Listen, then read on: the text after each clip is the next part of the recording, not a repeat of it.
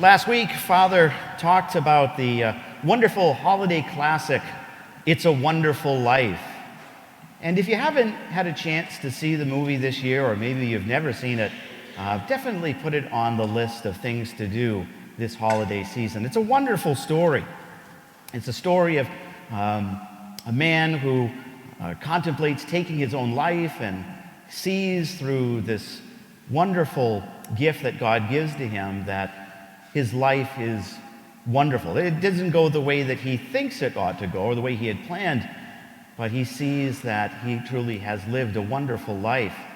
And not only that, but he also has this wonderful opportunity to see what a blessing he has been in the lives of his community, how he's touched their hearts. It's a movie that invites us to step back from the craziness of the season and to grow in appreciation and in gratitude for the gifts that have been given to us in our life. George Bailey is reminded, as we are, that though life is filled with very real struggles, it is equally true that life is filled with many blessings. Advent is a season where we are called to slow down and to focus on the good that is coming into the world, Jesus Christ, and the good that is in the world. You see, in life, we need to be careful because this world around us can sometimes steal away our ability to see good and to be grateful, to rob us of that wonderful perspective of gratitude and blessing. So today, our scriptures invite us to look and recognize the blessings in our lives, in our hearts, and we want to acknowledge them. Sometimes we need encouragement to acknowledge the people who are in our lives that have been a wonderful blessing. The sad thing is that times we forget or take for granted all the wonderful blessings that people bring to us just by their presence. We forget to say thank you. We forget to recognize them as a gift and a blessing in life. You know, St. Paul, he reminds us of this very point in his letter to the Philippians today. The letter to the Philippians was written around 62 AD. And at this point in Paul's life, he finds himself in a Roman prison. And I don't know about you, but if I was in a prison, I probably would not be taking into account the blessings of my life. I probably would be in a different state of mind. Now, of course, Paul is in this prison for the crime of preaching Jesus Christ and the gospel. And as the Romans and Jewish authorities viewed Christianity as subversive, he has found himself in a great deal of trouble. Now, it is at this exact moment that Paul begins to reflect on the many blessings of his life, and he thinks about the church at Philippi. Now, Philippi was a prosperous city within the Roman Empire in what today is modern Greece. And Paul had actually planted the church there. He knew the people of that community, as he had been there many years before with them, celebrating the resurrection of Jesus Christ. And you know, the Philippians, they were very good friends to Paul. They were blessings in his life. They supported his ministry. They supported his mission financially. They supported him personally as well. They proved themselves to be very good friends.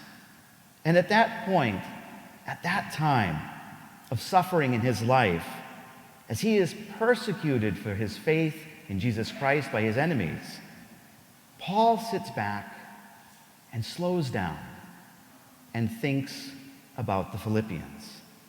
He remembers them, his good friends. And listen to what he says to them. He says, "Brothers and sisters, I thank my God in all my remembrance of you, always in prayer with joy, thankful for your partnership in the gospel from the first day until now. The letter to the Philippians is sometimes called Paul's thank you note. We have this sense that Paul is grateful.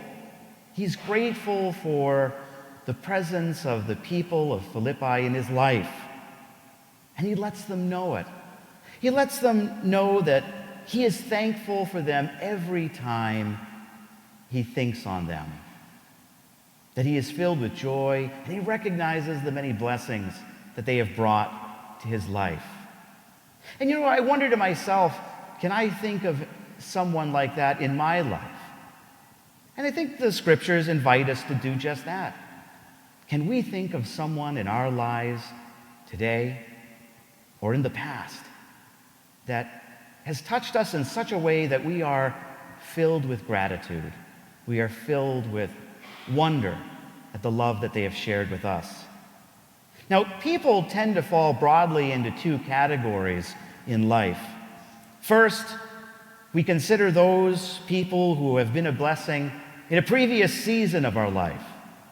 It might be a teacher or a mentor, a coach or a boss, somebody who did something that built us up, believed in us in some way, or reached out to us in a moment of need, and so marked our life that when we remember them, it brings to us some great joy.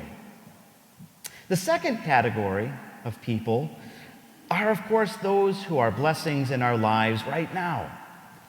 You look forward to time with them because they're such a source of encouragement and positivity that it always brightens your day. No matter how challenging it might be, their presence brings joy.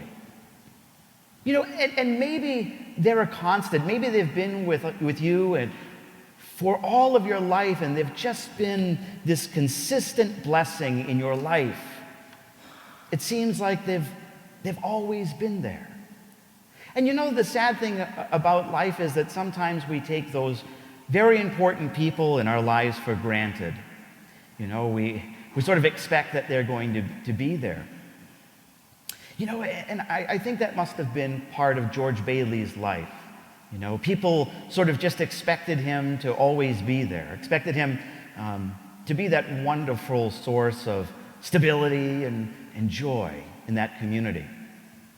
And you know, in that movie, there's this opportunity where George Bailey gets to slow down and gets to think about all the different ways that he has been a blessing in the lives of members of his community.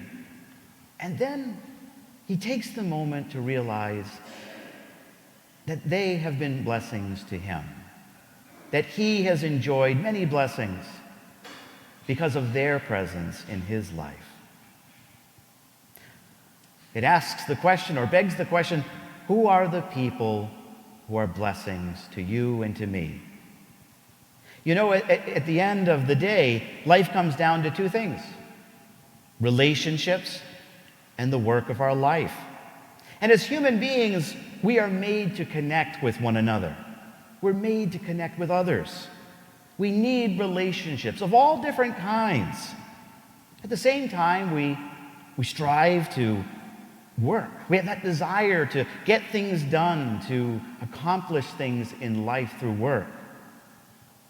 God invites us to focus on people this week, to be grateful for those people in our lives that have brought joy and meaning to them, that have filled our hearts with wonder and have filled our hearts with love.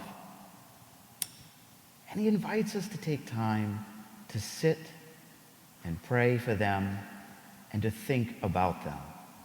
But not only that, but also to reach out to them, to let them know how grateful we are of their presence and what meaning their presence has brought to us. Their presence makes a wonderful life for us because, my friends, they are in it. Amen.